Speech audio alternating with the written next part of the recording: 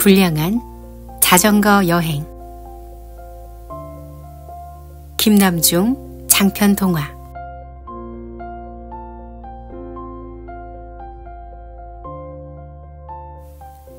(1) 밤 11시 마지막 기차. 학원 다녀왔습니다. 집안에 메아리가 쳤다. 8월인데도 온몸에 으스스 소름이 돋는 것 같았다. 나는 텅 빈 거실에 불을 켰다. 안방과 내 방에도 불을 켰다. 다용도실과 베란다에까지 전등을 있는 대로 다 켰다. 텔레비전 리모컨을 눌러 가장 시끄러운 방송을 찾았다.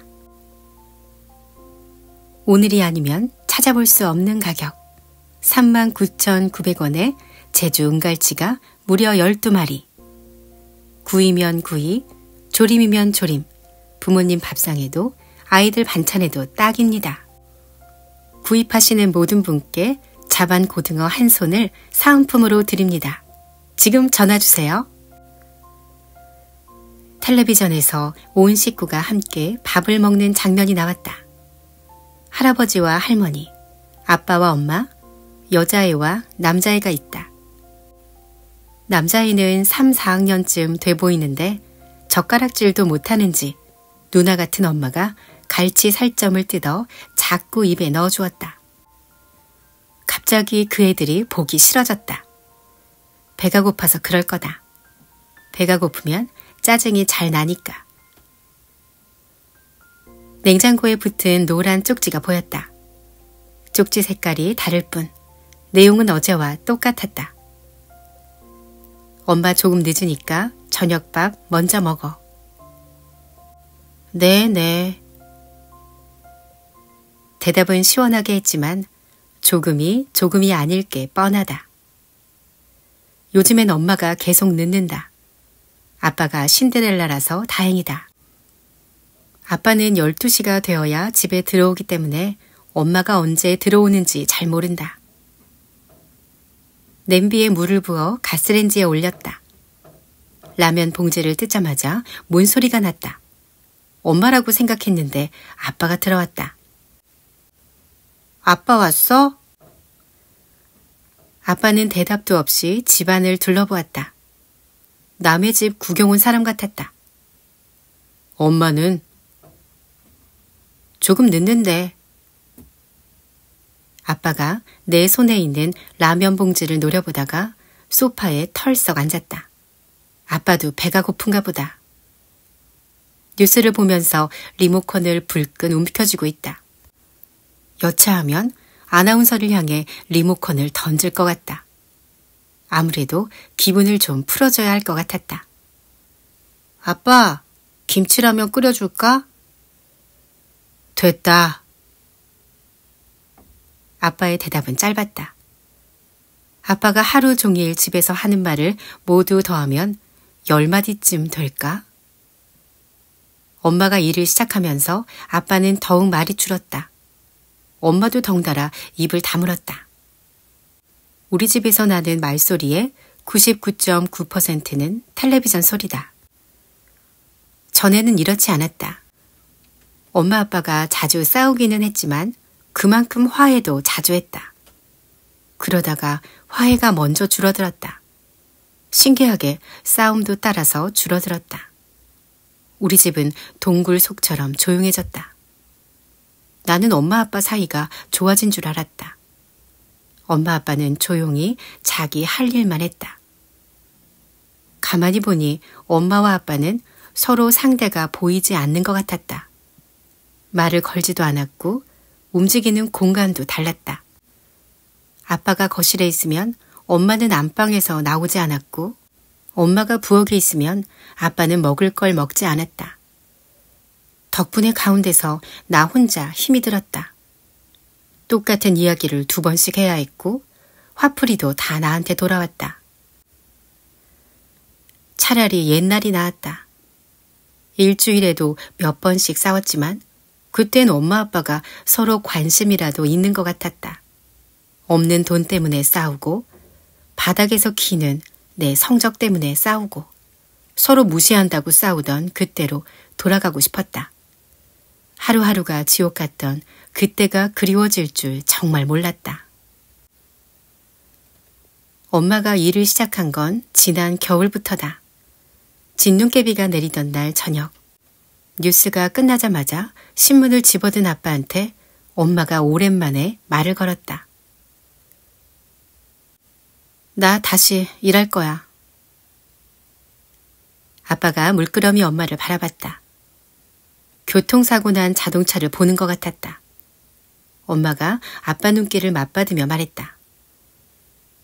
내일부터야. 아빠가 다시 신문으로 눈을 돌렸다. 엄마는 아빠 뒤통수에 대고 할 말을 다 했다. 호진이 학원도 더 나은 데로 옮겨야 하고 중학교 선행학습도 해야 돼. 무슨 말인지 알지? 나도 무슨 말인지 알 것 같았다. 돈이 더 든다는 얘기였다. 아빠는 대답이 없었다. 엄마도 할 말 다 했다는 듯 안방으로 들어갔다. 다음 날부터 엄마는 출근을 했고 저녁 무렵에 퇴근을 했다. 엄마는 내 학원을 2에서 3으로 늘렸다. 덕분에 나는 밤 9시가 넘어야 집에 올 수 있었다. 집에 있는 시간보다 밖에 있는 시간이 더 많았다. 엄마도 그랬고 아빠도 그랬다. 주말에 온 식구가 집에 있을 땐 서로 외국 사람 보듯 어색해했다. 그래서인지 아빠는 주말에도 회사에 갔다.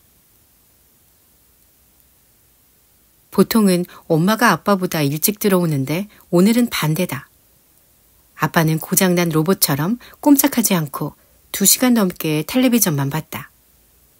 나는 몇 번이고 시계를 봤다. 지금 들어와도 늦은 건데 엄마는 좀처럼 오지 않았다. 이만큼 늦으면 술을 마신다는 거다. 일을 시작하면서 엄마는 종종 술을 마시고 들어왔다. 아빠한테 차라리 술하고 결혼을 하라며 화를 내던 엄마였는데 일을 시작하면서 똑같아졌다. 엄마가 집에 들어온 건 12시가 조금 넘어서였다. 아빠는 그때까지 옷도 갈아입지 않고 텔레비전만 봤다. 나는 문소리가 나자마자 후닥닥 달려나갔다. 엄마가 신발을 아무렇게나 벗어놓으며 말했다. 아직 안 잤어? 엄마 기다렸니? 엄마 입에서 뜨뜻 달콤한 냄새가 확 풍겼다. 엄마는 가방을 안방에 던져놓고 냉장고 문을 열었다. 물병을 꺼내 차가운 물을 벌컥벌컥 마시자 물이 목을 타고 흘러내렸다. 물병을 입에서 뗀 엄마가 빈 그릇이 담긴 개수대를 노려보았다. 이게 뭐야? 설거지 남겨놓은 거야? 실은 그랬다. 혼자 라면 끓여 먹었다는 걸 엄마한테 보여주고 싶었다. 미안해하는 걸 보고 싶기도 했다. 엄마가 내일부턴 꼭 밥 챙겨줄게라고 말하길 바랬다. 밥 먹으랬지 라면 먹으랬어? 몇 학년인데 그것도 못해. 엄마 목소리가 높아졌다. 나는 방으로 들어가 버렸다. 설거지거리를 남겨두면서 조금 미안한 마음이 있었는데 엄마 목소리를 들으니 순식간에 사라져버렸다. 보통 때 같으면 엄마가 말없이 설거지를 했을 텐데 오늘은 달랐다. 신우진, 안 나와? 엄마 목소리가 커지자 텔레비전 소리가 따라 커졌다. 이러다가 또 경비실에서 전화가 올 것 같았다. 부엌으로 가자 엄마가 개수대를 가리키며 말했다. 네 그릇 치워. 내가 설거지 기계인 줄 알아? 나도 일하고 들어와서 피곤해. 엄마, 술 마셨잖아. 술 마시는 게 일이야? 나도 기분이 별로 좋지 않았다. 12시가 넘었다. 다른 집 같으면 쿨쿨 잘 시간이다. 엄마가 허리에 손을 척 얹었다. 왜 나한테만 그래? 네 아빠한테는 언제 그런 말 한 적 있어?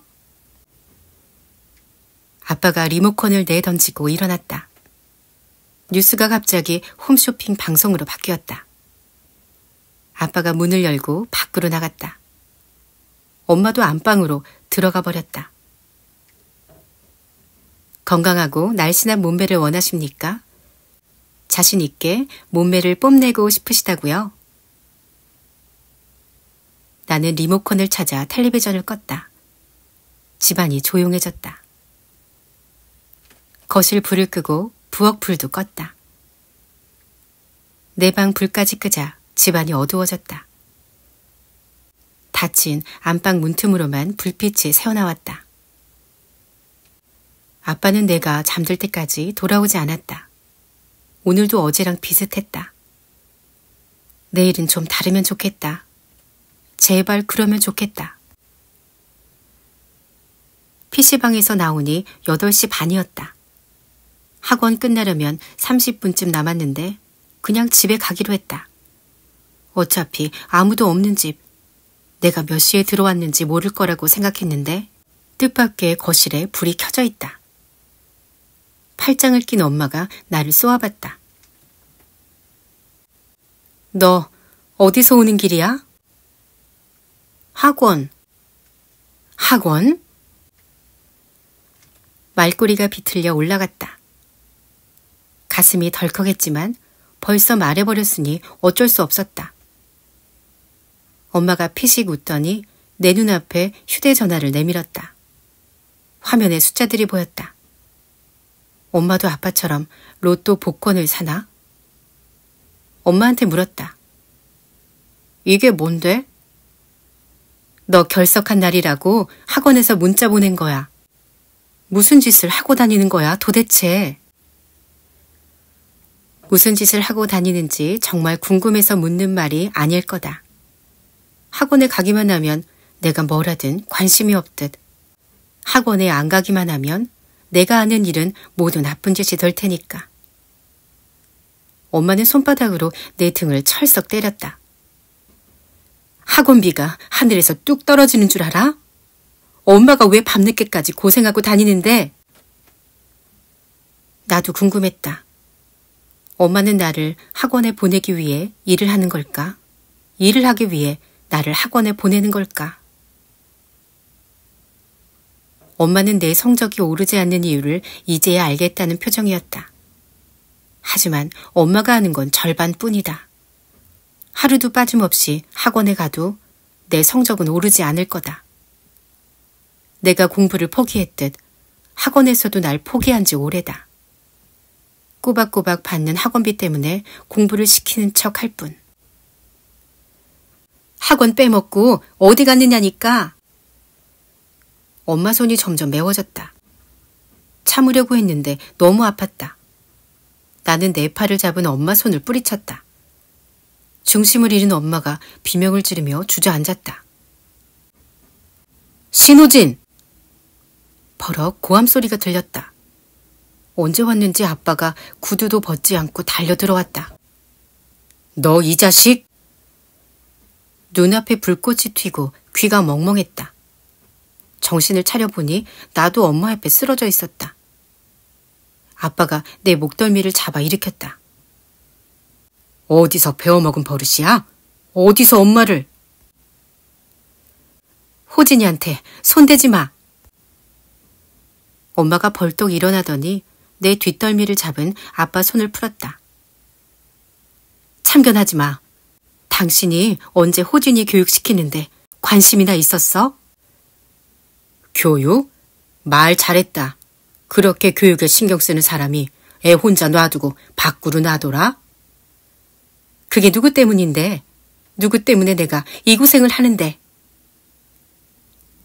엄마 아빠 목소리가 점점 높아졌다. 둘 다 상대가 하는 말 중에 대답하고 싶은 말에만 대답했다. 엄마 아빠한테 나는 보이지 않는 것 같았다. 다 그만두자. 지긋지긋하다 정말. 누가 할 소리? 지긋지긋한 건 나야. 왼쪽 뺨이 뜨거웠다. 거울을 보니 빨간 손자국이 보였다. 아빠의 오른손이었다. 볼이 화끈거리지만 않는다면 남의 얼굴을 보는 것 같았다. 얼굴을 맞은 것도 아빠한테 맞은 것도 처음이었다. 기분이 이상했다. 내가 길거리에 놔둔 구는 쓰레기가 되어버린 것 같았다. 밟히고 밟혀 길바닥에 까맣게 눌러붙은 껌자국이 되어버린 것 같았다. 나는 고장난 신호등이었다. 어쩔 줄 몰라 하는 내가 가운데 있었지만 누구도 신경 쓰지 않았다. 엄마 아빠 사이에 몇 달 동안 한 말보다 더 많은 말이 오갔다. 나는 조용히 문을 열고 밖으로 나왔다. 집안에 더 있으면 귀가 찢어지게 비명을 지를 것만 같았다. 나는 엘리베이터를 타지 않고 계단으로 내려갔다. 한층 한층 내려갈 때마다 자동으로 전등이 켜졌다. 아파트 주차장 가장자리에 있는 긴 의자에 앉아서 우리 집 창문을 올려다보았다. 고장난 수도꼭지처럼 눈물이 조금씩 흘러나왔다. 엄마 아빠 목소리가 주차장까지 들렸다. 위아래 층 사람들 중에 베란다에 나와서 소리가 어디서 나는지 기웃거리는 사람이 보였다. 불이 꺼진 집이 별로 없었다. 9시 반이면 잠들기엔 이른 시간이다. 이맘때면 다들 수박을 먹으며 텔레비전을 보고 있을 텐데 나는 왜 여기 나와 있어야 할까? 어디로든 가버리고 싶은데 갈 곳이 없다. 모기가 자꾸 종아리를 물었다. 난 종아리를 힘껏 때렸다. 때리고 또 때렸다. 이놈의 모기, 나쁜 놈, 나쁜 새끼.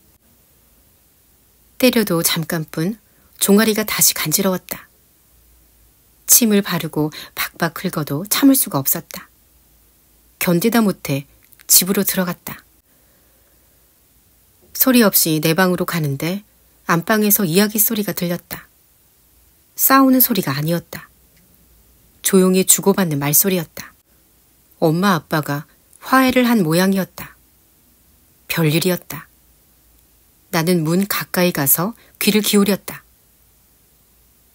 엄마 목소리가 들렸다. 호진이는 내가 키워. 누구 맘대로 당신은 애를 아예 잡을 거야. 당신한테 가면 호진이가 당신 동생처럼 사회 부적응자가 될걸? 석기 얘기가 왜 나와? 어차피 갈라서기로 한 거 곱게 헤어지자. 내 말이 그 말이야. 헤어지자. 한국말인데 한동안 뜻이 생각나지 않았다. 엄마 아빠가 이혼을 한다? 이혼은 드라마에만 나오는 것인 줄 알았다. 남의 집 얘기로만 알았다. 눈앞이 캄캄했다. 나는 방으로 들어와 침대에 앉았다. 물통에 검은 물감이 한 방울 떨어진 것처럼 우울한 생각이 머릿속에 자꾸 퍼져나갔다. 엄마 아빠가 헤어지면 나는 누구랑 살게 될까? 아빠? 아빠는 회사 좀비다. 회사 말곤 보이는 게 없다.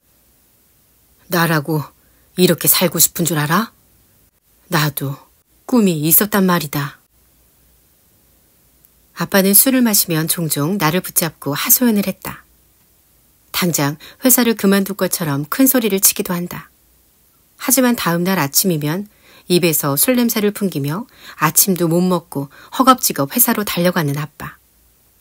아빠한테 집은 잠자는 곳이다. 몸은 집에 있어도 마음은 회사에 가 있다. 엄마도 한 가지 생각만 한다. 어떻게 하면 내 성적을 올릴까? 그러려면 나를 어떤 학원에 보내야 할까로 고민하지만 마지막엔 늘 돈이라는 벽에 부딪힌다.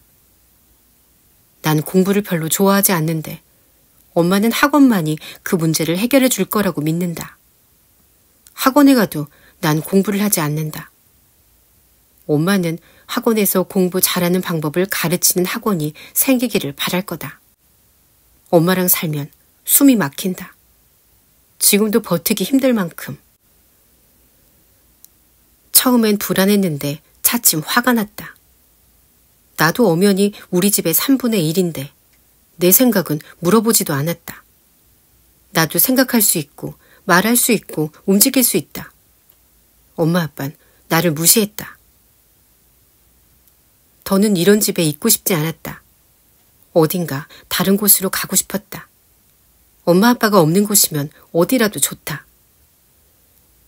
중국집에 가서 배달을 할까? 전단지 아르바이트? 신문 배달?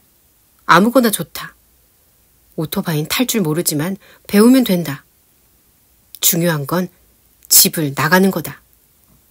난 자유가 된다. 학교도 학원도 모두 안녕이다. 방바닥의 머리카락만큼 나한테 신경 쓰지 않는 엄마 아빠를 놀라게 할 수만 있다면 뭐든지 괜찮다. 걱정하게 할 수 있다면 더 좋다. 후회하게 할 수 있다면 더 바랄 게 없다. 학원 생각을 하자 엄마 목소리가 들리는 것 같았다. 너 학원 자꾸 빠지면 대학 못 가. 대학 못 가면 네 삼촌처럼 된단 말이야. 대학은커녕 고등학교도 못 나왔으니 변변한 직업 하나 없어. 직업이 없으니 돈을 못 벌어. 돈을 못 버니 장가도 못 가. 당연히 집도 없어. 뭘 해먹고 사는지 알 수도 없어.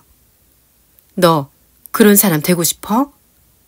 그런 주제에 자존심은 있어가지고 옳은 소리 하면 눈을 똑바로 뜨고 달려들지. 참 꼴해. 그렇다. 나한텐 아빠보다 12살 아래인 삼촌이 있다. 엄마는 삼촌이 팔다리가 멀쩡하면서 배짱이처럼 빈둥빈둥 인생을 낭비한다고 흉을 봤다. 한 해에 한 번 할머니 생신날 만날 때마다 아빠랑 삼촌은 서로 으르렁댔다. 주고받는 말도 매번 비슷했다. 요샌 무슨 일 하냐? 재밌는 일. 얼마나 버냐? 먹고 살 만큼. 계속 그렇게 살래? 형도 계속 그렇게 살래? 아빠는 삼촌을 정신 나간 놈 취급했고 삼촌은 아빠 말을 한쪽 귀로만 듣는 것 같았다. 남들 모두 삼촌을 딱하게 생각하지만 삼촌은 혼자서 남들을 불쌍하게 여겼다. 나를 대할 때도 별로 다르지 않았다. 다른 집 삼촌들은 용돈도 주고 잘 놀아주기도 한다는데 우리 삼촌은 그런 점에선 불량품이었다. 불량 삼촌. 그런 삼촌이라면 내가 가출을 했다고 해도 집으로 돌아가라고 할 것 같지 않았다. 의자에 앉아서 삼촌한테 도망갈 궁리를 했다. 어디 사는지 아는 사람이 없기 때문에 삼촌한테 가기만 한다면 잡힐 걱정은 없다. 하지만 며칠이나 안 감은 까치진 머리에 까맣게 탄 얼굴, 반바지 아니면 찢어진 청바지만 입고 다니는 삼촌 차림새를 생각하니 좀 망설여졌다. 엄마 말 중에 딱 하나 마음에 와닿는 말이 있다면 바로 삼촌 닮으면 큰일 난다는 말이었다. 그렇기 때문에 마음이 더 삼촌 쪽으로 갔다. 삼촌한테 간다면 엄마도 아빠도 펄쩍 뛸 게 분명하다. 확실한 복수다. 나는 아빠가 쓰는 작은 방으로 가서 아빠 전화기에 삼촌 전화번호를 찾아 외웠다. 거실에 있는 전화기를 들고 내 방으로 돌아와 얇은 여름 이불을 뒤집어 쓰고 전화번호를 눌렀다. 한참 동안 신호가 간 뒤 삼촌이 전화를 받았다. 여보세요? 삼촌, 나 호진이. 웬일이냐? 나는 거짓말을 했다. 방학이라 삼촌한테 가고 싶다고. 엄마 아빠도 허락을 했다고. 삼촌은 한동안 대답이 없었다. 혹시 안 된다고 할까봐 마음이 조마조마했다. 가도 되지? 응? 일이 좀 있는데. 삼촌답지 않게 머뭇거렸다. 삼촌을 이용해야 하는데 첫 단추부터 쉽지가 않았다. 그래도 거절은 아니었다. 지금 밀어붙여야 한다. 나는 최대한 착한 목소리를 냈다. 방해 안 할게. 그냥 옆에 있기만 할게. 삼촌은 내일부터 보름 정도 여행을 떠난다. 여행 떠나기 전에 네가 여기까지 오기도 힘들고 온다 해도 못 버틸 거다. 여행? 토끼처럼 귀가 발딱 서는 것 같았다. 여행을 간다니 더 따라가고 싶었다. 나는 일부러 화가 난 척했다. 삼촌, 나 무시하는 거야? 나 13살이야. 내년이면 중학생이라니까. 삼촌이 대답을 하지 않았다. 몇 초가 몇 분처럼 흘렀다. 작전을 바꿔 슬픈 목소리로 삼촌을 불렀다. 삼촌. 받아 적어라. 삼촌이 불쑥 말했다. 나는 얼른 이불을 걷어차고 허겁지겁 볼펜과 종이를 찾았다. 용산역에 가면 11시 10분에 출발하는 광주행 막차가 있다. 광주까지 4시간 반쯤 걸릴 거다. 아침 7시까지 풀빛 연합을 찾아와라. 늦으면 그냥 떠난다. 삼촌이 먼저 전화를 끊었다. 한 번도 가보지 않았지만 광주는 아주 먼 곳이다. 집에서 멀면 더 좋다. 나는 시계를 봤다. 10시 10분이었다. 용산역까지는 30분쯤 걸린다. 그것도 지하철이 바로 있으면 말이다. 생각할 시간이 없었다. 나는 재빨리 가방에 옷과 양말을 넣었다. 팬티, 맞는칼, 수첩, 손 전등도 넣었다.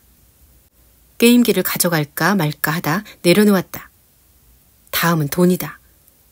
돼지 저금통을 소리 안 나게 침대 위에 쏟았다. 몇 달 전에 한 번 뜯은 적이 있어서 돈이 많지는 않았다. 욕실에 가서 칫솔을 꺼내는데 아빠가 안방에서 나왔다.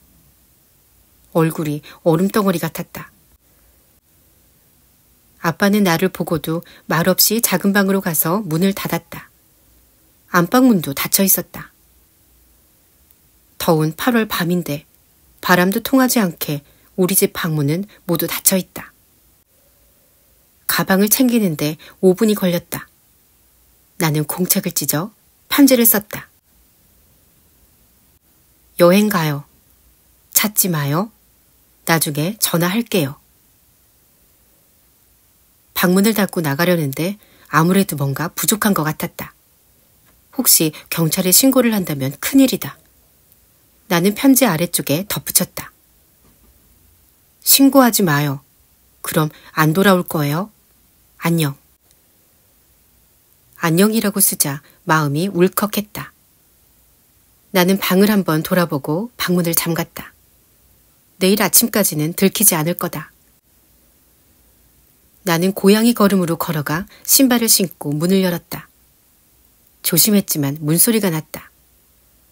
그래도 안방과 작은 방 문은 열리지 않았다. 엄마는 아빠가 나간다고 생각할 거다. 아빠는 엄마가 나간다고 생각할 거다. 무관심이 고마운 건 처음이었다. 철컥. 문이 닫혔다. 용산역 에스컬레이터는 무척 길었다. 나는 에스컬레이터 위에서도 달렸다. 헐레벌떡 역 안으로 들어서자 안내 방송이 들렸다. 우리 역을 11시 10분에 출발하는 광주행 무궁화호 열차가 곧 출발합니다. 손님 여러분께서는 타는 곳 8번 홈으로 가시기 바랍니다. 11시 2분이었다. 나는 재빨리 표를 파는 곳으로 달려갔다. 광주요.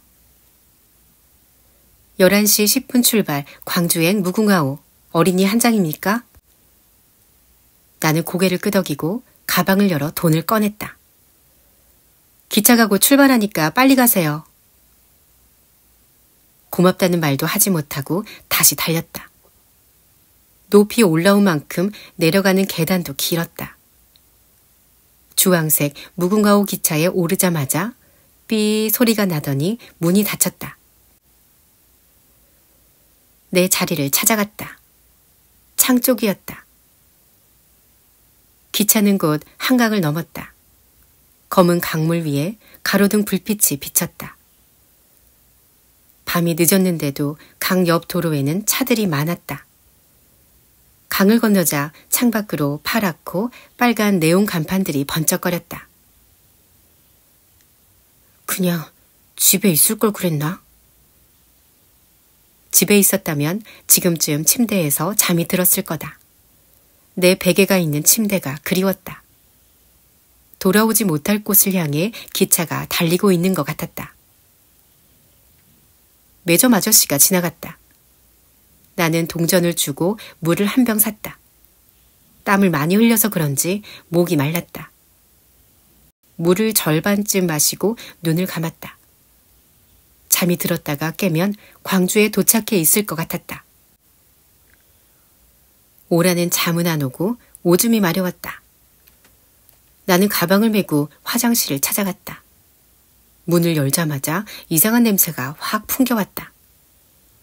오징어와 오줌과 상한 우유 냄새가 섞인 것 같았다. 의자에 앉아있을 땐 몰랐는데 기차가 많이 흔들렸다. 손에 오줌이 조금 묻어서 바지에 쓱쓱 닦았다. 자리에 돌아와 다시 가방을 안았다. 보물이라도 들었냐? 옆자리에 앉은 아저씨가 말을 걸었다. 나는 대답은 안 하고 전 재산이 든 가방을 더 힘껏 끌어안았다. 수원을 지나자 도시가 끝났다. 기차 안에서 창밖으로 비치는 불빛이 기찻길 옆을 비췄다. 불빛 기차가 함께 달리는 것 같았다. 논과 밭과 나무들이 문득문득 불빛에 몸을 드러냈다가 뒤로 사라졌다. 유리창에 가방을 끌어안고 있는 아이가 비쳤다. 나다. 내 옆에는 구두를 벗은 아저씨가 발냄새를 퍼뜨리며 잠을 자고 있다. 통로 건너편엔 머리 위 진바지에 보따리를 3개나 올려놓은 할머니가 앉아있다. 그 옆에 앉아있는 사람은 머리가 짧은 군인 아저씨. 우리 열차 곧 천안역에 도착하겠습니다. 내리실 분은 잊으신 물건 없도록 미리 준비하시기 바랍니다. 기차가 천안역에 멈췄다가 덜컹거리며 다시 출발했다. 나는 눈을 감았다. 이게 다 꿈이면 좋겠다. 눈을 뜨면 내 방 침대면 좋겠다. 어디선가 아기 울음소리가 들렸다. 달래는 엄마 목소리도 들렸다. 나는 눈을 뜨지 않았다. 기차 소리가 조금씩 작아졌다. 기차가 나를 내려놓고 어둠 속으로 멀리 사라지는 것 같았다. 2. 여자친구의 이상한 여행. 아야, 진즉 광주 다 와버렸다. 아침 밥상 기다리냐, 시방? 누군가 어깨를 흔들었다. 눈을 떠보니 회색 유니폼을 입은 청소 아줌마가 눈앞에 서 있었다. 기차 안은 텅 비어 있었다. 의자들이 이리저리 젖혀 있고 과자 봉지며 플라스틱 음료수 병들이 널려 있었다. 여전히 밤이었다. 나는 여관으로 들어가 긴 의자에 앉았다. 반대편에 앉은 아저씨가 코를 골았다. 그 뒤에도 팔짱을 끼고 눈을 감은 사람이 몇 명 있었다. 매점은 문을 닫았고 커다란 텔레비전도 꺼져 있었다. 7시까지는 3시간 정도 남았다. 잠을 자기도 그렇고 안 자기도 애매한 시간이었다. 새벽이어서 그런지 바람이 서늘했다. 팔에 소름이 돋는 것 같아 가방에서 옷을 하나 꺼내 입었다.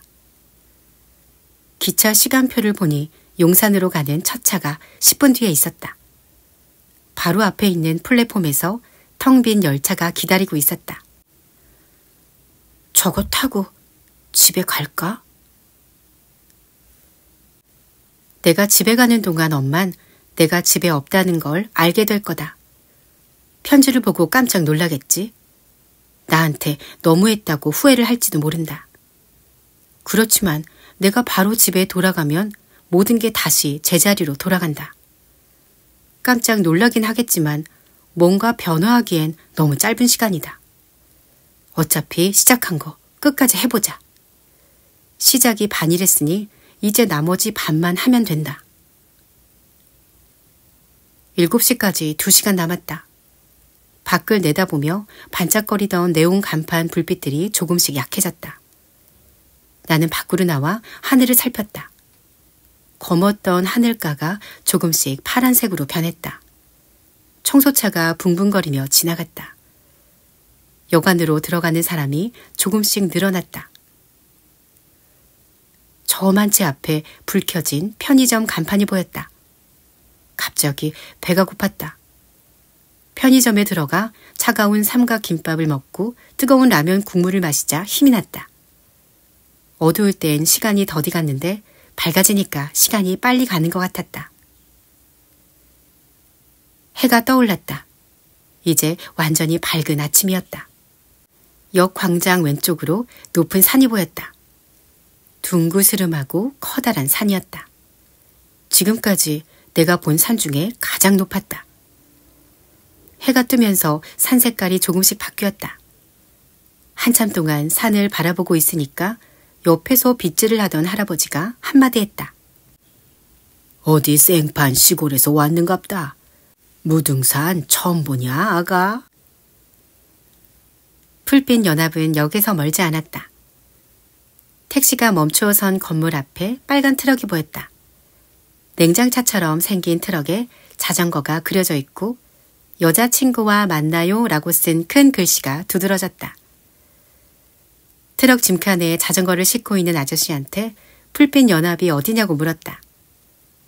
말꼬리처럼 머리를 뒤로 묶고 민소매 옷을 입은 아저씨가 나를 보지도 않고 대답했다. 이 건물 3층이다. 계단을 올라가는데 누군가 끙끙대며 내려왔다. 커다란 아이스박스를 든 삼촌이었다. 삼촌을 보자 갑자기 눈물이 나려고 했다. 이제 끝이구나. 안심이 되었다. 삼촌! 목소리 끝이 떨렸다. 왔냐? 삼촌은 걸음을 멈추지 않고 내려가더니 금방 다시 올라왔다. 뭐해? 짐 날라야지. 나는 삼촌이 시키는 대로 쌓여있는 짐더미에서 내 힘에 맞는 걸 골라 트럭으로 날랐다. 트럭 짐칸엔 자전거 3대와 공구상자, 커다란 가스통, 집에서 쓰는 가스렌지가 실려 있었다. 텐트와 침낭도 여러 개 있었다. 커다란 물통, 아이스박스, 쌀자루도 보였다. 축구공, 채소 더미, 초콜릿과 양갱 상자를 실었다. 라면, 꽁치랑 고등어 통조림, 무랑 상추, 커다란 바나나도 몇 송이나 날랐다. 짐을 다 싣자 삼촌이 말꼬리 아저씨한테 나를 소개했다. 만석아, 이번엔 내 조카도 따라가기로 했다. 짐 날라줄 땐 아무 말이 없던 말꼬리 아저씨가 나를 보고 얼굴을 찌푸렸다. 갑자기 이런 게 어딨어. 우리가 지금 놀러 가는 거야?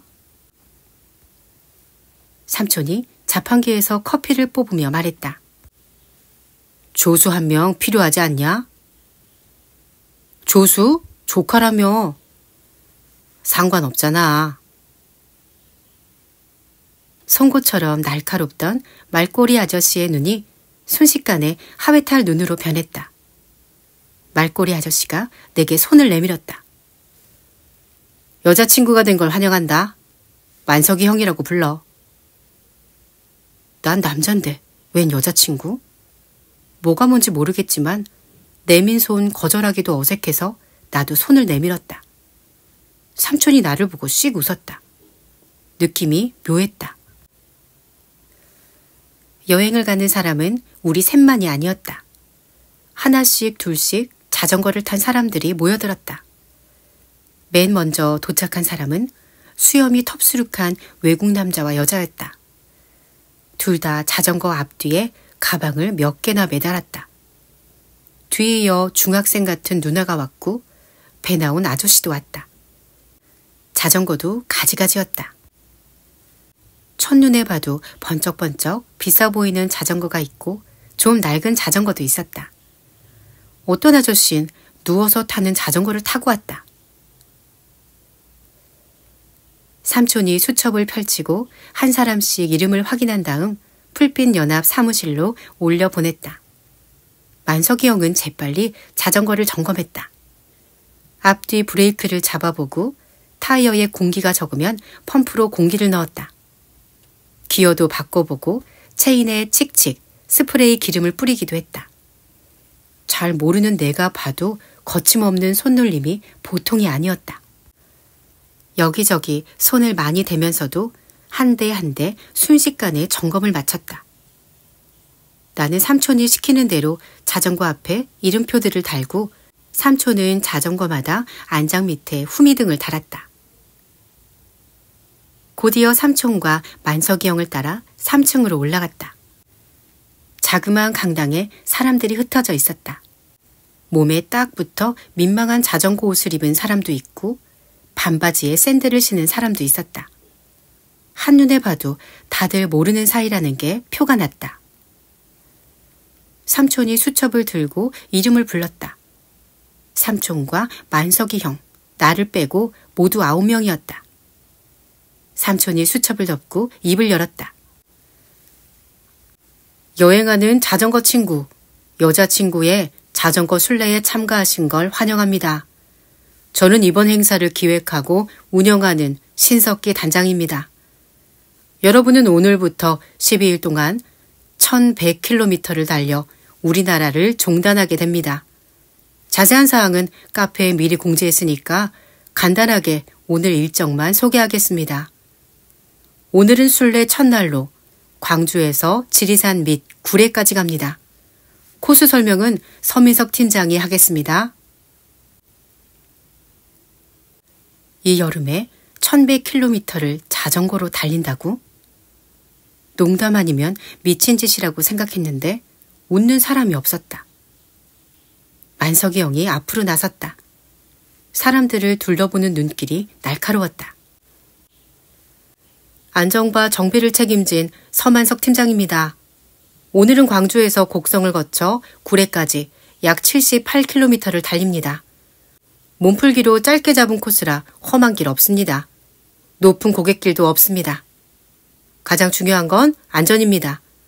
안전을 위해 제가 지시를 하면 꼭 따라 주십시오. 주행은 기본적으로 두 줄로 합니다. 남자가 도로 안쪽에서 달려 여자를 보호합니다. 남자는 누가 보호해주지? 누군가 말해놓고 자기만 웃었다. 만석이 형이 한 사람씩 얼굴을 바라보며 말했다. 단체로 자전거를 타고 있다는 걸 꼭 기억해야 합니다. 혼자 탈 땐 혼자 다치지만 여럿이 탈 때 실수하면 다른 사람까지 위험합니다. 제가 고함을 쳐도 안전을 위해서니까 이해해 주시고 제가 지시를 하면 큰 소리로 따라 외쳐주시기 바랍니다. 아까 그 사람이 군대 같은데? 라고 또 혼잣말을 했다. 삼촌이 다시 나와서 사람들을 동그랗게 서게 했다. 이제부터 우린 한 팀입니다. 떠나기 전에 간단하게 자기소개를 하겠습니다. 삼촌이 옆에 있는 사람한테 눈짓을 했다. 상표가 요란하게 인쇄된 자전거 옷을 입고 머리에 멋진 고글을 올린 아저씨였다. 저 아저씨가 누워서 타는 자전거를 타고 왔다. 반갑습니다. 서울에서 온 홍상욱입니다. 다음은 키가 큰 누나였다. 안녕하세요. 춘천교대 2학년 이지은입니다. 다음 달에 군대 가는 울산대 1학년 허동혁입니다. 재밌게 생긴 형이 소개를 마치자 외국 남자가 앞으로 나섰다. 이름이 웨인이라며 뭐라고 길게 말하긴 했는데 무슨 뜻인지 알 수가 없었다. 리나라는 외국 여자도 마찬가지였다. 배 나온 아저씨가 상욱이 아저씨한테 물었다. 뭐라는 거예요? 자전거로 세계 일주 중이라네요. 우리나라 찍고 중국으로 간대요. 어디 사람이래요? 캐나다요. 배 나온 아저씨 이름은 모경우였다. 그 옆에 마르고 키가 큰 아저씨는 배병진이었다. 중학생같이 보인 누난 용인에서 온 배은영. 아빠가 강제로 보냈다고 투덜거린 누나 이름은 대구에서 온 박희정이었다. 그렇잖아도 기억력이 나쁜데 갑자기 이름들이 쏟아지니까 머리가 아팠다. 웨인과 리나 말곤 그 이름이 그 이름 같았다. 내 순서가 되었다. 얼굴이 확 달아올랐다. 안녕하세요.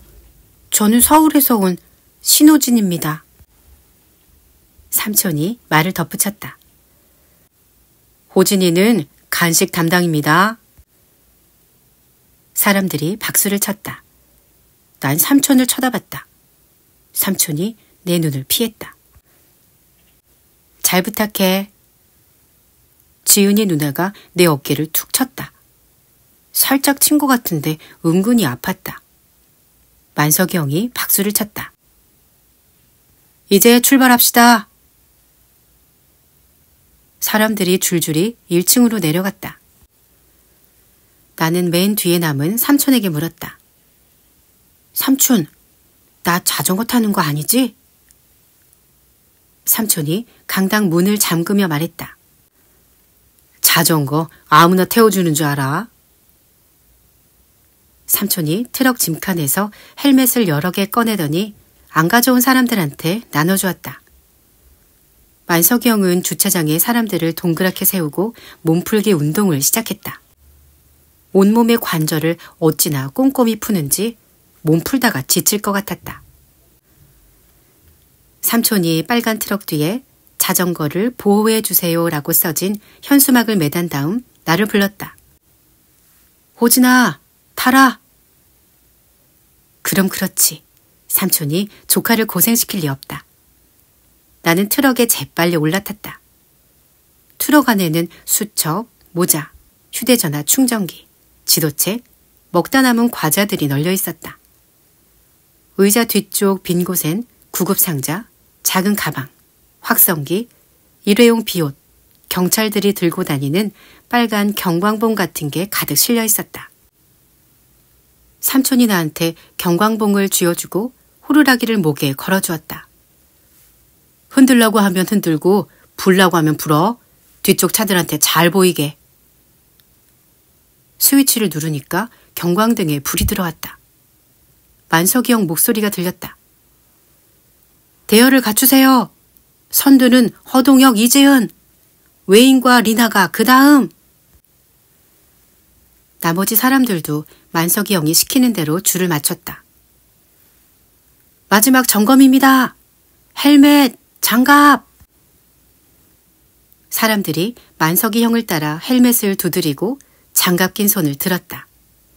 모경우 아저씨만 빼고 다들 손수건 같은 걸로 얼굴을 가려서 강도처럼 눈만 보였다.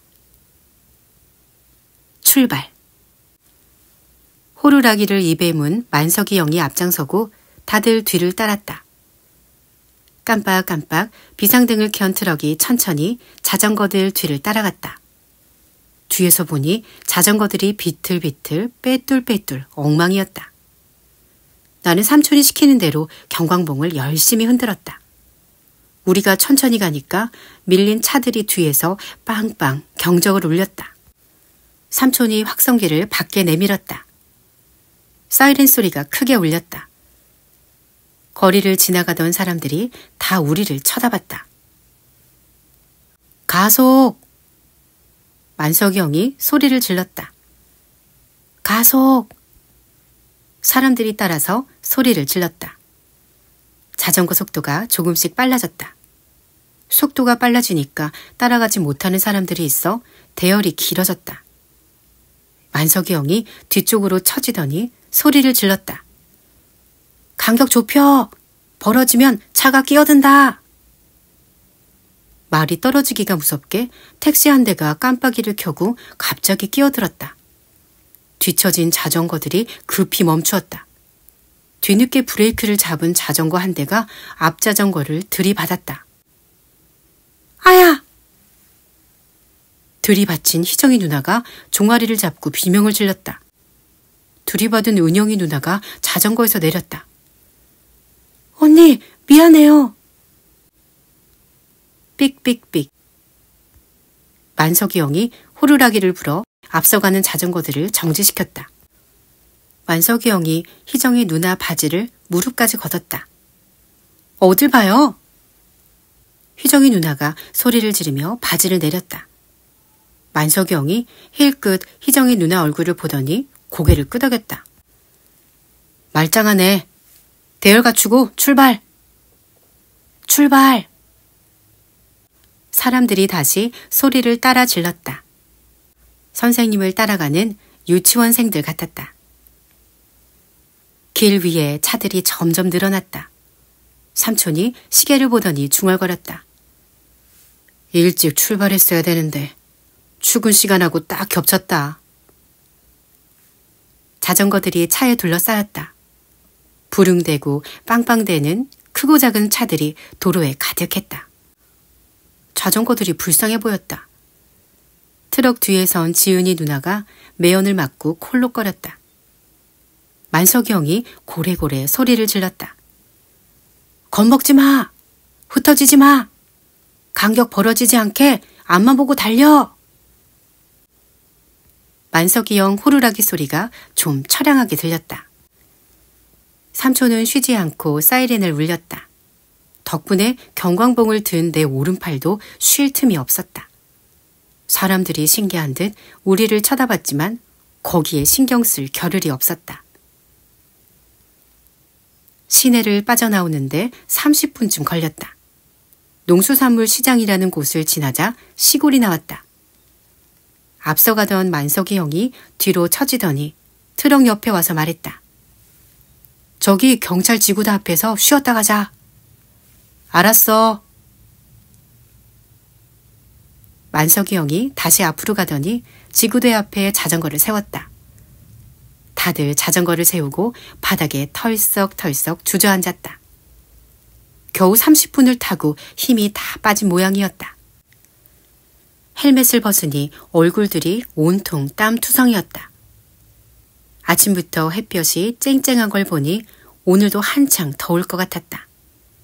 이 더위에 자전거를 타다니 미친 짓이었다. 삼촌이 나를 불렀다. 호진아, 물 날라. 아이스박스 안에 작은 물병들이 있었다. 내가 물병을 안고 가자 사람들이 우르르 몰려들었다. 나는 반쯤원 물병을 하나씩 나눠줬다. 삼촌이 말했다. 물 너무 많이 마시면 안 됩니다. 조금씩 자주 드세요. 물병 버리지 마세요. 계속 쓸 겁니다. 삼촌이 트럭 뒤에서 나를 불렀다. 이거 간식인데 다음 쉬는 시간에 먹게 만석이 가방에 넣어줘. 만석이 형이 메고 있는 가방에 바나나 2송이를 넣어주고 사람들 물병에 물을 채워주었다. 쉬는 시간은 길지 않았다. 만석이 형이 다시 고함을 질렀다. 출발 준비! 다들 느릿느릿 자전거에 올라탔다. 나도 트럭에 올라탔다. 내 자리가 어느새 햇볕에 달궈져 있었다. 삼촌한테 물었다. 삼촌, 에어컨 안 켜? 삼촌이 나를 보지도 않고 대답했다. 환자 있을 때만 켠다. 시골길이 시작되자 차가 줄었다. 경광봉을 흔들 땐 안 그랬는데 느릿느릿 자전거를 따라가니까 졸음이 왔다. 삼촌이 만석이 형한테 소리쳤다. 먼저 간다. 애써라. 부르릉 엔진 소리가 커졌다. 열린 차창으로 시원한 바람이 들어왔다. 물벼락처럼 잠이 쏟아졌다. 빨리 내려. 삼촌이 나를 깨우더니 트럭 문을 열었다. 나는 안전벨트를 풀고 의자에 벌렁 누웠다. 나 좀 잘게. 어젯밤에 거의 못 잤어. 잠은 밤에 자고 밥하게 물 떠와. 삼촌, 너무하는 거 아니야? 나도 모르게 목소리가 커졌다. 피곤하고 짜증이 나니까 삼촌도 겁나지 않았다. 아침엔 바쁘니까 도와줬지만 이렇게 계속 부려먹는 건 너무했다. 앞으로 고생을 안 하려면 분명히 이야기를 하고 넘어가야 할 것 같았다. 삼촌이 귀 뒤를 극적이며 운전석 뒤에서 뭔가를 꺼내 내밀었다. 이거 읽어봐. 안내 전단지였다. 여행하는 자전거 친구와 함께하는 제15회 자전거 순례. 주제 예뻐라 우리나라, 달려라 넓은 나라. 나는 전단지를 대충 훑어봤다. 쉽게 말해 삼촌이 하는 일은 자전거 여행 가이드였다. 갑자기 속은 기분이 들었다. 미리 알았으면 삼촌한테 오지 않는 건데. 나는 전단지를 돌려줬다. 그래서 뭐가 어쨌다고. 너는 참가비 안 냈으니까 몸으로 때워야지. 연말도 아닌데 머릿속에서 보신각 종이 울렸다. 조카한테 돈을 받겠다는 삼촌이 내 앞에 있다. 할 말을 찾고 있는데 삼촌이 물통을 내밀었다. 싫으면 돌아가든지. 아침부터 매미가 시끄럽게 울어댔다. 삼촌이 차를 세운 곳은 사람 하나 없는 초등학교 운동장 구석 나무 그늘이었다. 나는 학교 뒤로 가서 물통에 물을 받아왔다. 그동안 삼촌은 트럭에서 솥과 가스렌지를 꺼내고 씻어놓은 쌀을 부었다. 밥을 앉혀놓고 삼촌이 아이스박스에서 반찬을 꺼냈다. 이것도 씻어와라. 삼촌이 내민 건 풋고추가 든 봉지였다.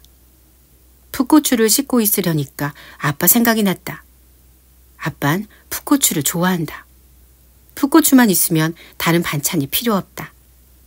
아빠가 한 입 베어 물 때마다 툭툭 터지던 풋고추 소리가 생각났다. 삼촌은 손이 빨랐다. 어느새 식판을 꺼내 물에 헹구고 국 끓일 준비를 했다. 나는 두부를 썰고 간을 보기도 하며 삼촌 심부름을 했다. 자, 이제 좀 쉬자. 시계를 보니 11시 20분이었다. 삼촌은 12시쯤 자전거들이 도착할 거라고 했다. 전화 안 오는 걸 보니까 제 시간에 오려나 보다. 삼촌이 계산기와 종이 봉투를 꺼냈다. 삼촌이 봉투에서 영수증을 꺼내 계산하는 동안 나는 긴 의자에 누워 눈을 감았다. 호진아, 밥 먹자. 눈 감은 지 5분도 안 된 것 같은데 삼촌 목소리가 들렸다. 일어나 보니 자전거를 탄 사람들이 줄줄이 교문으로 들어오고 있었다. 다들 얼굴이 말이 아니었다. 아침에 본 말끔했던 얼굴들이 단 몇 시간 만에 저렇게 변하다니 믿을 수가 없었다. 다들 벌겋게 익은 얼굴에 땀이 줄줄 흘렀고 개처럼 입으로 숨을 몰아쉬었다. 삼촌이 나서서 교통 정리를 했다. 자전거는 이쪽에 세워놓고 저쪽 수도가에서 씻고 오세요. 바로 점심 먹을 테니까 물 많이 마시지 마세요. 사람들이 우르르 밥솥 쪽으로 몰렸다. 밥 먹는 동안은 나무 밑이 조용했다. 다들 식판에 수북하게 담은 밥을 입에 몰아넣느라 말이 없었다. 삼촌이 큰 소리로 말했다. 더 먹는 건 좋은데 남기지 마세요. 남기는 사람은 간식 안 줍니다. 아무 대답이 없었다. 밥을 먹고 나자 1시간 동안 낮잠을 잔다고 했다. 마침 나무 그늘마다 긴 의자들이 있었다. 다들 긴 의자에 드러누웠다. 어디선가 코 고는 소리가 들렸다. 나도 의자에 누웠는데 삼촌이 불렀다. 호진아. 삼촌이 불러서 좋은 일이 없다는 건 반나절 만에 알아버렸다. 대답을 하지 않자 삼촌이 내 머리맡에 우뚝 서서 말했다. 말 안 들으면 저녁밥 안 준다. 내가 강아지야? 먹는 걸로 길들이게. 땀 흘리지 않는 자 먹지도 말라는 말 있지?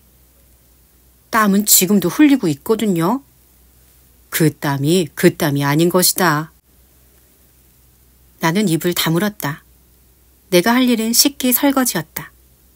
남들이 나무 그늘에서 낮잠을 자는 동안 설거지를 하는 기분은 별로 좋지 않았다. 삼촌은 밥솥, 국솥을 씻고 뒷정리를 했다. 다들 배가 고팠는지 음식 쓰레기가 거의 없었다.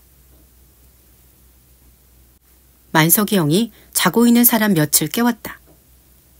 희정이 누나, 모경우 아저씨, 은영이 누나 모두 3사람이었다.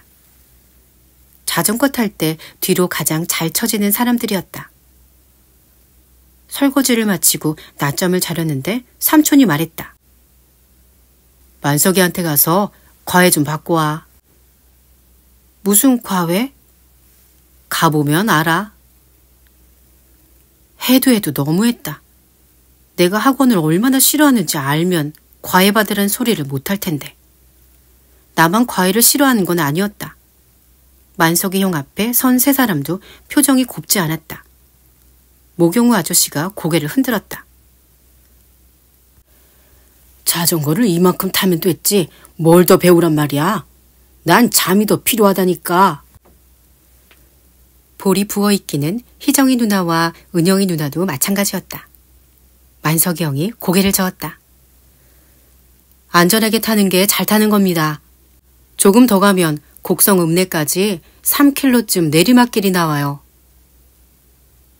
희정이 누나가 대꾸했다. 내리막길은 쉽잖아요. 그냥 타고 내려가면 되는데 뭐. 만석이 형이 씩 웃었다. 왠지 기분 나쁜 웃음이었다. 문제는 오르막길이 내리막길보다 먼저 나온다는 겁니다. 페달 구르는 방법을 배우지 않으면 올라갈 수 없어요. 또 내리막길에선 브레이크를 잡는 법을 제대로 알아야 되고요. 내리막길에선 자전거로 시속 5, 60은 너끈히 나오는데 브레이크 잘못 잡으면 날아갑니다. 사람들이 겁난 얼굴로 서로 바라봤다. 다른 사람들이야 자전거가 타고 싶어서 돈을 내고 참가한 거지만 참가비를 못 내서 자전거 과외를 받아야 되는 내 신세가 가장 불쌍했다. 은영이 누나가 조그맣게 말했다. 오빠, 아침에는 고갯길 없다고 했잖아요. 만석이 형이 씩 웃으며 대답했다. 높은 고갯길이 없다고 했지. 만석이 형이 자전거를 타고 우리 앞에 섰다. 자, 운동장 10바퀴만 돕시다. 우리는 엄마 오리를 따라가는 아기 오리들처럼 만석이 형을 따라 운동장을 돌았다. 시키는 대로 기어 올리고 기어 내리고 1분에 70번씩 가볍게 페달 돌리고 앞브레이크, 뒷브레이크를 한 번씩 잡아보고 동시에 잡아보기도 했다. 앞브레이크를 잡다가 은영이 누나가 앞으로 한 번 고꾸라졌고 뒷브레이크를 잡다 내가 한 번 미끄러져 넘어졌다. 기어 바꾸는 것도 쉽지 않았다. 달리면서 기어를 눈으로 확인하려다 사고 납니다. 감으로 알아야 돼요. 페달은 늘 가볍게 춤추듯 밟고 밟는 속도가 일정해야 돼요. 다리가 자동차 엔진이라고 생각하세요. 적당한 때 기어를 바꾸지 않으면 엔진에 무리가 갑니다. 만석이 형이 우리보다 땀을 더 많이 흘렸다. 가르치는 사람이 저러니 뭐라고 할 수가 없었다. 삼촌이 멀리서 손뼉을 쳤다. 휴식 끝! 출발합시다! 나는 얼른 트럭으로 달려갔다. 잠자던 사람들이 일어나 햇빛 속으로 미라처럼 걸어 나왔다. 뒤늦게 선크림을 바르는 사람들도 있었다. 삼촌이 사람들한테 하얀 알약을 하나씩 나눠주었다. 식염 포도당이에요. 땀 많이 흘릴 때 이걸 먹어야 퍼지지 않아요. 식염 포도당은 포도 맛이 아니었다. 혹시나 해서 맛을 봤는데 짰다. 삼촌 말을 들어서 손에 안 볼 데가 없었다. 다시 자전거들이 출발했다. 아침처럼 삼촌이 트럭을 운전하며 자전거 뒤를 따라갔다. 차 안에서 보니까 도로 옆 냇가에서 뭔가 후닥닥 뛰더니 산으로 껑충껑충 올라갔다. 개보다 크고 다리가 긴 누런 동물이었다. 삼촌, 저거 뭐야? 고라니. 고라니가 뭔데? 노루 친척. 노루는 뭔데? 사슴 친척. 끝까지 물어보려다 참았다. 처음 본 고라니가 무척 신기했다. 저런 동물이 돌아다니는 걸 보니 한결 시골에 온 기분이 났다. 삼촌은 고라니를 보고도 아무렇지 않은 모양이었다. 삼촌은 고라니 안 신기해? 난 많이 봤다. 다른 동물도 볼 수 있을까? 노구리, 꿩, 비둘기, 족제비, 소쩍새, 뱀, 개구리. 앞으로 길 옆에 많이들 죽어 있을 거다. 삼촌 표정이 무뚝뚝했다. 삼촌 말대로 길 위에 개구리가 심심찮게 죽어 있었다. 가끔 뱀도 나왔다. 차 바퀴에 깔려 길바닥에 납작하게 붙어 있었다. 40분 정도 달리자 쉬는 시간이 되었다. 사람들이 나를 불렀다. 호진아, 물 줘. 나는 얼른 아이스박스에서 시원한 물을 꺼내다 사람들한테 나눠주었다. 안 시켜도 잘하네. 삼촌이 씩 웃었다. 웃는 얼굴에 침 뱉으랴 라는 속담은 틀렸다. 어쩔 수 없어 참을 뿐이었다. 삼촌이 만석이형 가방에 양갱을 잔뜩 넣어주며 말했다. 먼저 간다. 출발한 트럭이 앞서 달리기 시작했다. 또 졸음이 쏟아졌다. 꾸벅꾸벅 조는데 삼촌이 옆에서 떠들었다. 우선 구례읍에 가서 장을 본다. 오늘이 구례 5일장이 서는 날이야. 저녁엔 주물럭에 상추쌈 할 거니까 흑돼지 고기를 좀 살 거다. 삼촌이 장 보는 동안 너는 햇볕에 침낭을 말리고 있어. 쌀도 좀 씻고. 밥은 해봤냐? 졸면서도 한숨이 나왔다. 11박 10일이 아니라 오늘 당장 여행을 그만두고 싶었다. 그렇지만 난 갈 곳이 없다. 돈도 별로 없다. 앞이 캄캄한데도 잠이 왔다. 깨어나고 싶지 않은 잠이었다.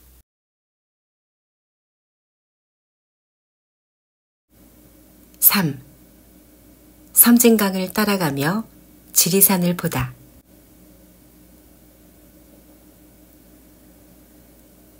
처음에는 기분 좋은 오후였다. 자전거들은 해가 한참 남아있을 때 구례에 도착했다. 첫날 묵을 장소는 구례군 체육관 옆 강변 공원이었다. 다들 자전거에서 내리자마자 땅바닥에 바로 주저앉았다. 가까운 체육관에서 샤워를 하고 삼촌이 양념한 주물럭을 맛있게 먹고 나서야 사람들은 정신을 차렸다. 저녁 설거지는 각자 했다. 삼촌이 사람들을 모아놓고 말했다. 개인 행동 금지입니다. 절대 캠프를 벗어나지 말고 푹 쉬세요. 첫날 일정을 무사히 마쳐서인지 다들 기분이 좋아 보였다. 지은이 누나가 캠핑카가 언제 오느냐고 물어보기 전까지는 저기 있잖아요. 삼촌이 트럭을 가리키며 대답했다.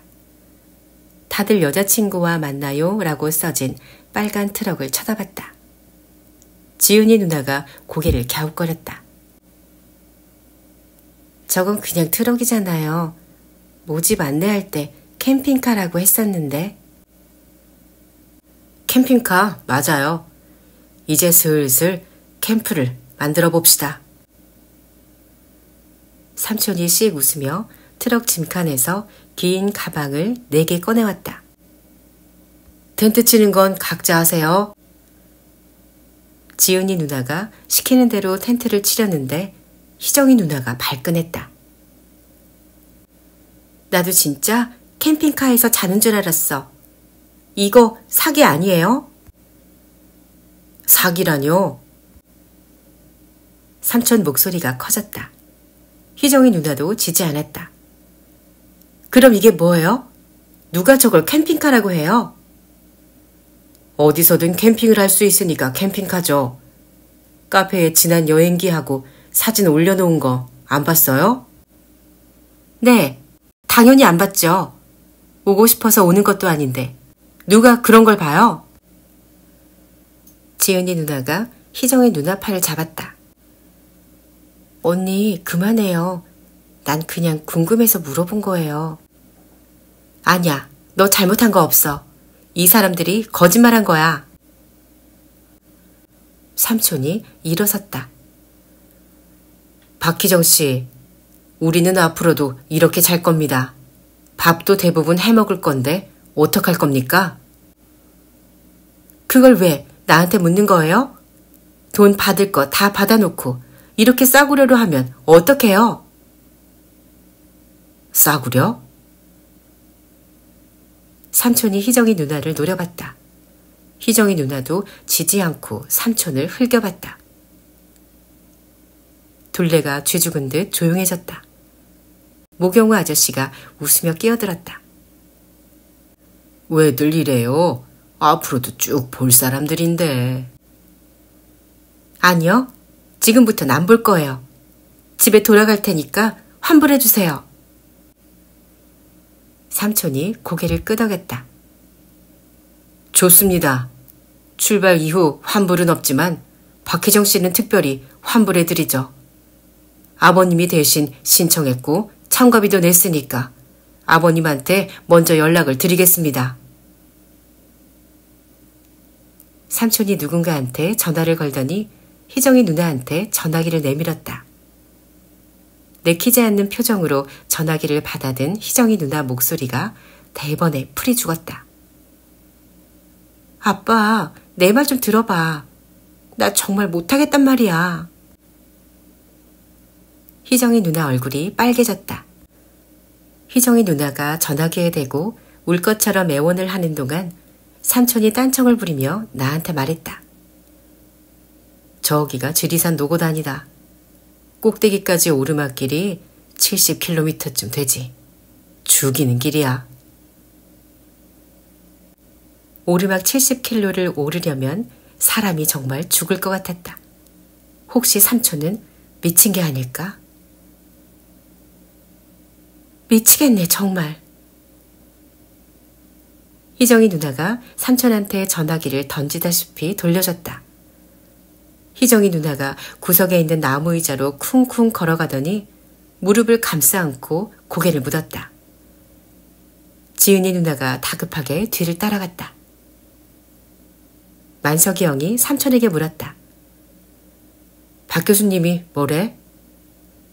절대 돌려보내지 말래. 그 양반이 자전거 좀 좋아하냐? 이번에도 같이 오려고 했는데 뭐 완주증을 안 받아오면 유학 못 보내준다니 누구 속 좀 타겠다. 삼촌이 씩 웃으며 텐트 가방을 열고 사람들한테 말했다. 텐트 빨리 치면 그만큼 빨리 잡니다. 사람들이 우르르 매달려 텐트를 치고 바닥에 깔개를 깔았다. 줄지어 텐트를 쳐놓으니 그럴싸했다. 나는 바싹 말려 뽀송뽀송한 침낭을 나눠주었다. 더워서 침낭이 필요 없을 것 같은데 삼촌은 침낭에 작은 이름표까지 달아주면서 새벽엔 선선하니 다들 꼭 덮고 자라고 강조했다. 리나 누나까지 여자 넷이서 큰 텐트를 쓰고 외인 형과 동혁이 형, 상옥이 아저씨가 한 텐트를 맡았다. 모경우 아저씨가 물었다. 나는 배병진 씨랑 둘이 잡니까? 삼촌이 고개를 저었다. 이따가 한 명 더 옵니다. 지리산 종주를 하고 오늘 내려오기로 했는데 좀 늦네요. 해가 졌다. 가로등으로 벌레들이 날아들었다. 모기가 팔을 물었다. 삼촌이 텐트 앞마다 모기향을 피우고 물파스를 나눠주었다. 아침에 거둘 테니까 잃어버리지 마세요. 그리고 허락받지 않은 한 외출은 금지입니다. 사람들이 텐트 안으로 들어갔다. 삼촌이 트럭에 시동을 걸더니 나를 불렀다. 장 보러 가자. 삼촌은 시장에 가서 얼음을 사서 아이스박스에 넣고 터미널 옆에 있는 구례 이마트로 갔다. 물을 사서 계산을 할 때 아이스크림을 하나 사달라고 했더니 삼촌이 고개를 저었다. 다 같이 먹을 수 없으면 다 같이 굶는다. 그럼 다 같이 먹으면 되지. 돈 없어. 손 가방 속에 10,000원짜리가 많이 들어있는 걸 다 봤는데 삼촌은 자연스럽게 거짓말을 했다. 보통 때 같으면 치사해서 안 먹겠는데 오늘은 자꾸 눈이 갔다. 먹고 싶은 걸 못 먹으니까 기분이 처량했다. 겨우 500원짜리여서 더 그랬다. 삼촌 전화기가 울렸다. 터미널이라고? 기다려, 금방 갈게. 터미널 앞에 커다란 배낭을 맨 사람이 서 있었다. 그 사람이 차에 타는 순간 고약한 냄새가 확 밀려들었다. 몇 달 동안 목욕 안 한 겨드랑이 냄새 같았다. 삼촌이 밥은 먹었냐고 묻자 그 사람은 트림으로 대답했다. 김치찌개였다. 가운데 자리에 앉지만 않았다면 당장이라도 차에서 뛰어내릴 뻔했다. 삼촌이 그 사람을 소개해 주었다. 윤문한 형이다. 우리나라에서 8번째로 자전거 잘 타지. 형, 6번째야.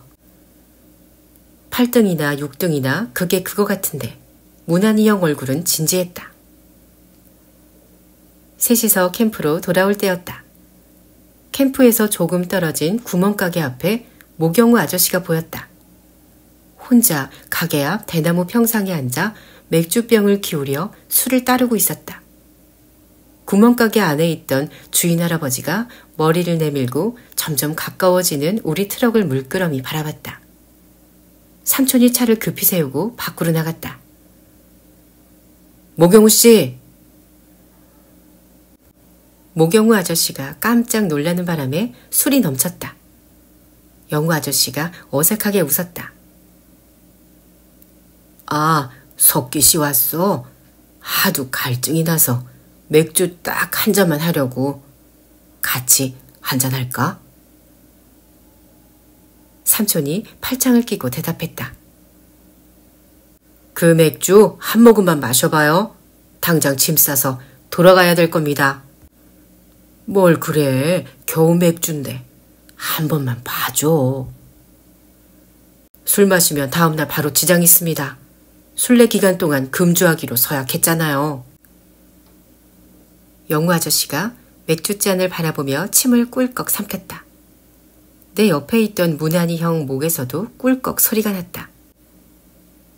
이것만 마실게. 뚜껑 딴 것만. 술 한번 이겨보자고 온 거 아닌가요? 죽기로 마음먹고 싸워보겠다면서요.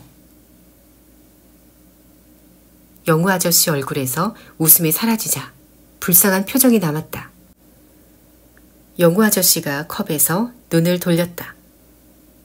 투명한 컵에 서리처럼 냉기가 서려 있었다. 아이스크림 같은 하얀 거품이 얹혀 있고 사이다처럼 작은 공기방울이 보글보글 자꾸 올라왔다. 맛은 모르겠지만 엄청나게 시원해 보였다.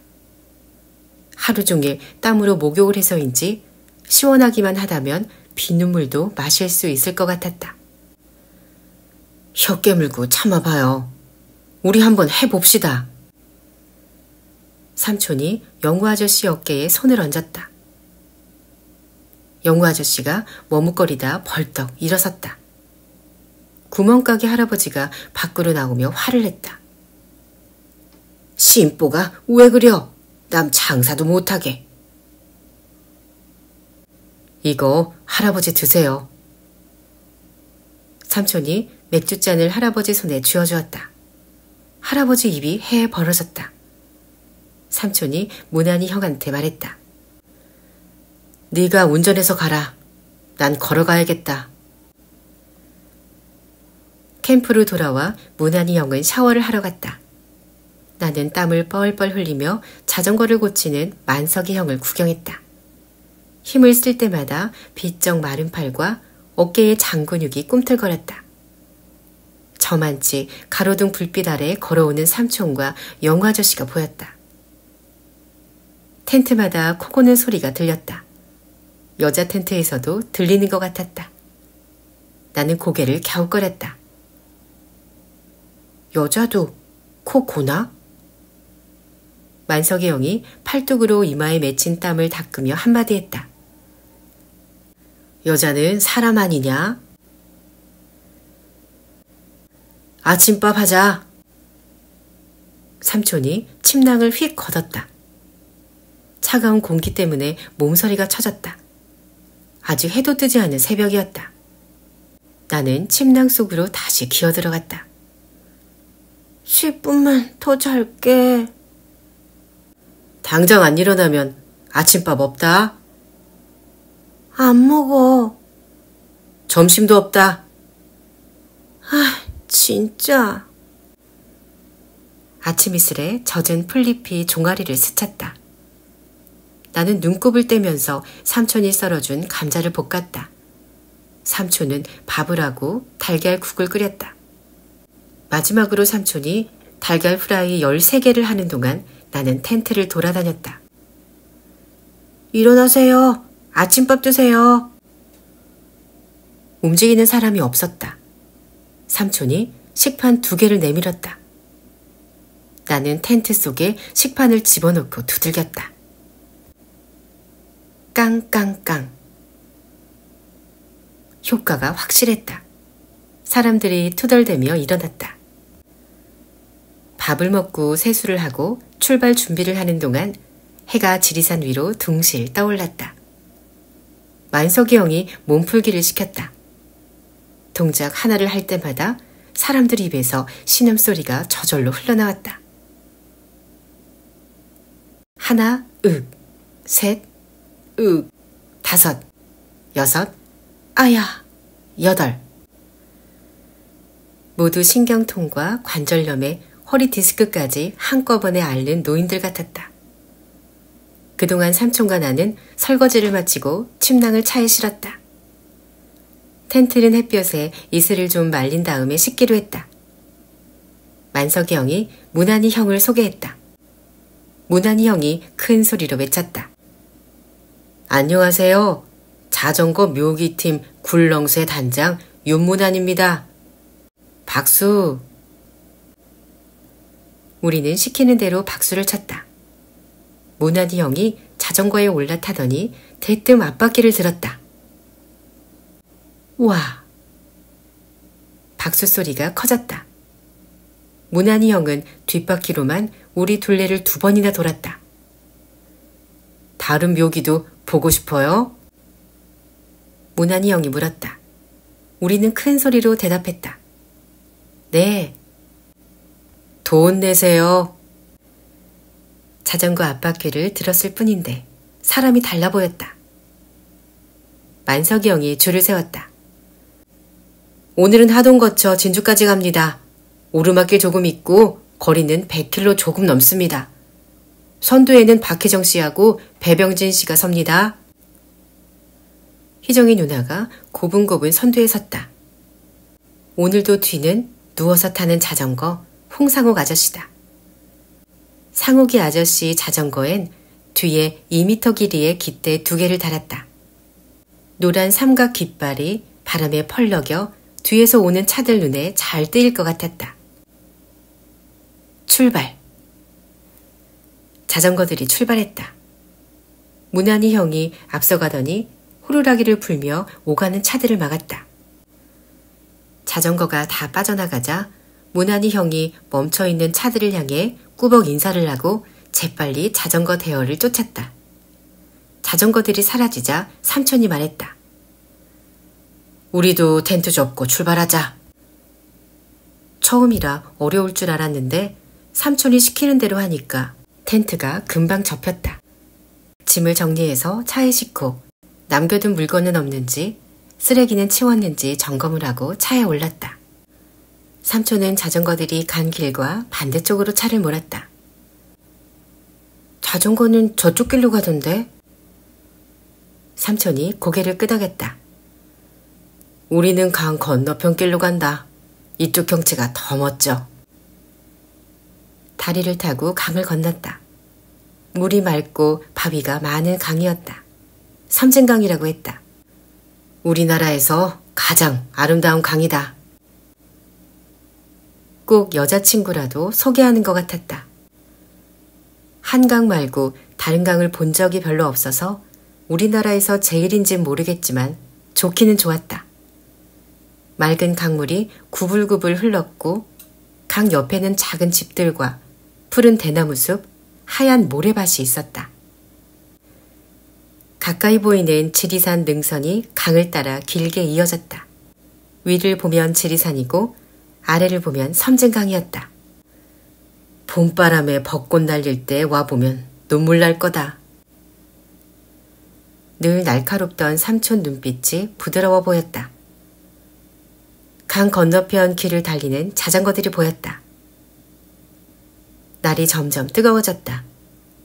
벚나무가 길을 따라 늘어서 있지만 나무가 작아 그늘도 좁았다. 강 건너편 나무들이 훨씬 커서 그늘이 좋아 보였다. 얼마 달리지 않아 무지개처럼 둥근 다리가 나왔다. 삼촌이 다리를 건너며 노래를 불렀다. 전라도와 경상도를 가로지르는 섬진강 줄기 따라 화개장터에. 내가 물끄러미 바라보자 삼촌이 노래를 멈추고 물었다. 이 노래 몰라? 고개를 저으니 삼촌이 말했다. 집에 가면 엄마나 아빠한테 물어봐. 여기가 노래에 나오는 화개장터야. 우리 집이 노래 부를 분위기가 아니라는 걸 삼촌은 모르는 걸까? 그러고 보니까 집 생각을 까맣게 잊고 있었다. 엄마한테 전화를 한번 해봐야겠다. 내 걱정을 하고나 있을까? 내 걱정을 하고 있으면 좋겠다는 생각이 들었다. 다른 걱정거리가 생기면 이혼 같은 건 잊을 수 있을지도 모르니까. 삼촌이 섬진강으로 흘러드는 맑은 계곡 가장자리 주차장에 트럭을 세웠다. 전화 좀 하고 올게. 내 전화기 써. 공중전화로 할래. 삼촌이 나를 힐끗 보더니 고개를 끄덕였다. 나는 가방에서 동전을 몇 개 꺼내서 공중전화를 찾았다. 가까운 버스 정류장에 공중전화가 있었다. 신호가 2번 가기도 전에 엄마가 전화를 받았다. 여보세요? 여보세요? 엄마, 나야. 호진아, 너 어디야? 뭐하고 있어? 엄마 목소리가 다급했다. 걱정을 하고 있는 것 같아 기분이 괜찮았다. 나는 아무렇지 않은 것처럼 짧게 대답했다. 나 여행 중이야. 호진아, 엄마 속 타서 죽기 전에 빨리 돌아와. 이혼 했어? 엄마가 대답을 하지 못했다. 이혼을 하루 이틀 만에 할 수 없다는 거 나도 안다. 적어도 4주가 필요하다. 텔레비전에 나오는 판사 할아버지는 이혼을 하려는 부부한테 늘 4주 뒤에 뵙겠습니다라고 말한다. 그 전에 엄마한테 나도 우리 집 3분의 1이라는 걸 강력하게 알려줄 필요가 있다. 또 전화할게. 아빠한텐 절대 말하지 마. 엄마가 뭐라고 하기 전에 전화를 끊고 아빠한테 전화를 걸었다. 아빠도 신호가 가자마자 전화를 받았다. 호진이냐? 응. 너 지금 어디야? 어서 말해. 아빠가 당장이라도 달려올 것처럼 다급하게 말했다. 여행 중이야. 빨리 집으로 안 들어와? 아빠가 버럭 소리를 질렀다. 서울에 있는 아빠 사무실 사람들이야 깜짝 놀라겠지만 지리산 밑에 있는 난 아무렇지도 않았다. 아빠가 그러니까 안 들어가는 거야. 끊어요. 끊지 마. 엄마한텐 전화 왔다고 말하지 마. 호진아, 호진아. 아빠 목소리가 수화기에서 흘러나왔다. 나는 수화기를 내려놓았다. 아빠 고함 소리가 개미를 손가락으로 눌러 죽일 때처럼 찍소리도 못하고 사라졌다. 속이 후련했다. 엄마 아빤 내가 전화했다는 걸 서로 말할까? 안 할까? 호루라기 소리가 나더니 문한이 형과 만석이 형을 따라 자전거들이 줄줄이 주차장으로 내려갔다. 나는 빨리 트럭으로 달려갔다. 사람들이 자전거를 줄 맞춰 세워놓고 시멘트 바닥에 앉았다. 은영이 누나가 박수를 쳤다. 길이 정말 예뻐요. 자전거 여행 오길 잘했어요. 다들 어제와 달리 표정이 밝았다. 만석이 형이 주의를 주었다. 경치 보려고 한눈 팔면 안 됩니다. 큰 차들이 많이 다니니까 조심하세요. 쉬는 시간은 짧았다. 출발 준비! 만석이 형이 외쳤다. 자전거들이 줄줄이 출발했다. 트럭도 자전거들 뒤를 따라갔다. 달릴수록 강이 넓어졌다. 물만 많아지는 게 아니라 강가 모래밭이 축구장처럼 넓어졌다. 시원한 바람이 불 때마다 물결이 찼다. 잔물결에 눈이 부시고 하얀 모래밭에 눈이 부시고 짙은 나뭇잎 사이로 문득문득 햇살이 들 때마다 눈이 부셨다. 바다로 흐르는 강을 따라가는 길이어서 그런지 오르막도 별로 없고 자전거들은 쭉쭉 속도를 냈다. 은영이 누나와 희정이 누나가 조금씩 처질 때마다 만석이 형이 옆에 가서 소리를 질렀다. 밟아! 힘으로 누르지 말고 기어를 가볍게 해서 빠르게 밟으란 말이야. 그 모습을 지켜보던 삼촌이 중얼거렸다. 편할 때 미리 연습하는 게 좋을 거다. 좋은 길일수록 빨리 끝나는 법이지. 트럭 뒤에 차들이 많이 밀리자 만석이 형이 손가락 하나를 들며 소리를 질렀다. 한 줄!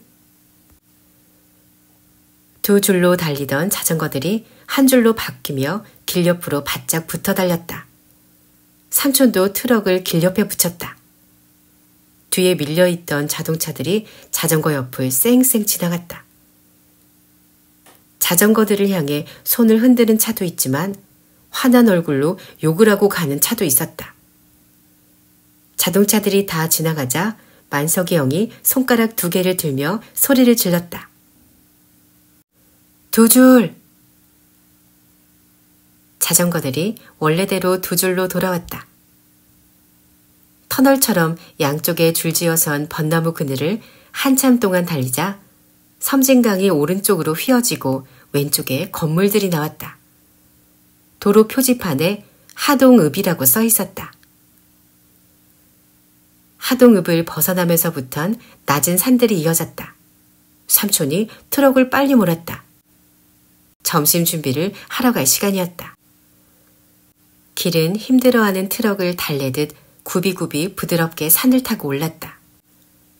오르막길을 오르며 삼촌이 말했다. 이제부터 만석이랑 문한이가 고생 좀 하겠다.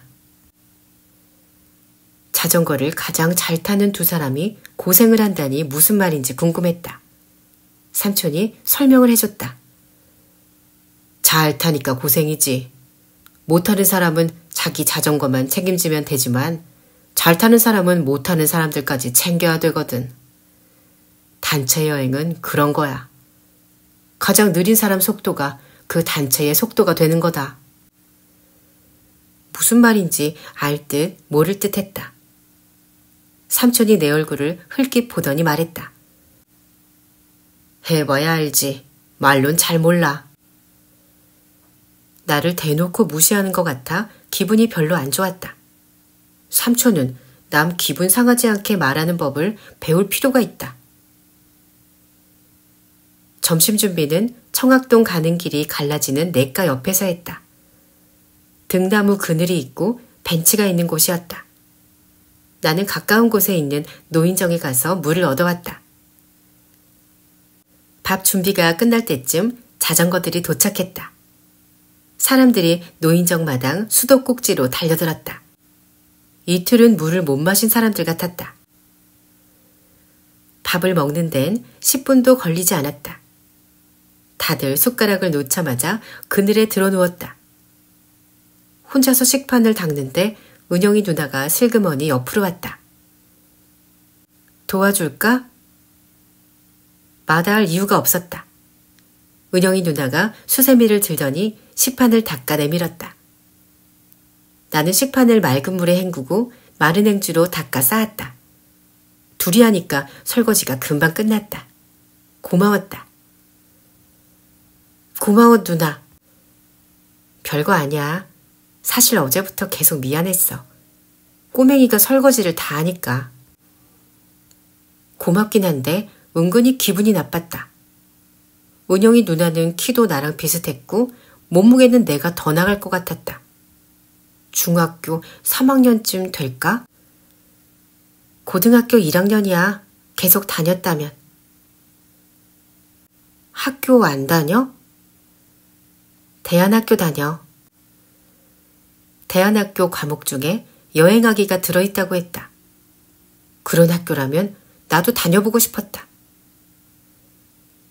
다른 사람들이 등나무 그늘 아래서 잠을 자는 동안 은영이 누나와 난 냇물에 돌을 던지며 이런저런 이야기를 했다. 삼촌이랑은 말이 곱게 끝나는 적이 없는데 은영이 누나랑 얘기를 하니까 말이 부드럽게 술술 나왔다. 실은 나도 이런 여행 처음이야. 우리 잘해보자. 은영이 누나가 웃으며 손을 내밀었다. 얼떨결에 손을 잡았다가 깜짝 놀랐다. 손가락이 우동처럼 가늘고 손바닥은 밀가루 반죽처럼 부드러웠다. 저런 손으로 자전거를 타야 하다니. 갑자기 은영이 누나가 불쌍했다. 내가 삼촌이라면 날마다 트럭을 태워줄 텐데. 출발 준비! 삼촌과 만석이 형이 사람들을 깨웠다. 다들 얼굴을 찡그리며 햇살 속으로 걸어나와 몸을 풀었다. 출발하기 전에 식염 포도당을 하나씩 먹었다. 오후에는 다들 말이 없었다. 열심히 자전거를 탈 뿐이었다. 오전보다 햇볕이 더 뜨거웠다. 길 위에서 이글이글 열기가 올라오는 게 보였다. 하나같이 목마른 강아지처럼 입을 벌리고 숨을 몰아쉬며 페달을 굴렀다. 오르막길이 나왔다. 처음에는 그대로 잘 올라가는가 싶더니 곧 대열이 엉망이 됐다. 은영이 누나와 희정이 누나가 뒤로 처졌다. 남자 꼴찌는 영우 아저씨였다.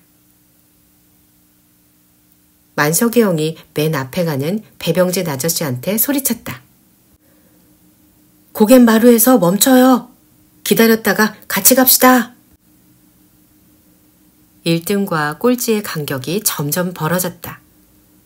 만석이 형과 문한이 형이 애써 올라간 길을 내려왔다. 문한이 형이 은영이 누나 옆에 붙었다. 만석이 형은 희정이 누나 등을 밀었다. 누나들 자전거 속력이 조금 빨라졌다. 꼴찌가 된 영우 아저씨가 헉헉대며 투덜거렸다. 이거 뭐야? 여자들만 도와주고 남자 차별하는 거야?